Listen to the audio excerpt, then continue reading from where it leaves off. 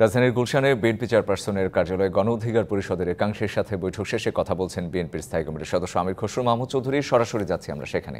31 দফার বাইরেও অন্যান্য দলের নির্বাচিত অনির্বাচিত যে সমস্ত সংস্কার প্রস্তাব আসবে সেগুলো আমরা সংসদে পেশ করব, সংসদে আলোচিত হবে এবং বর্তমানে যে সংস্কার কমিটিগুলো করা হয়েছে ইন্টারিম সরকারের মাধ্যমে যে সংস্কার কমিটিগুলো তৈরি হয়েছে তারা যদি সংস্কারে যদি কোনো প্রস্তাব রাখতে চায় তারা করে যায় আগামী দিনের জন্য, তাদের সংস্কারের প্রস্তাবও আমরা সংসদে আলোচনা করব।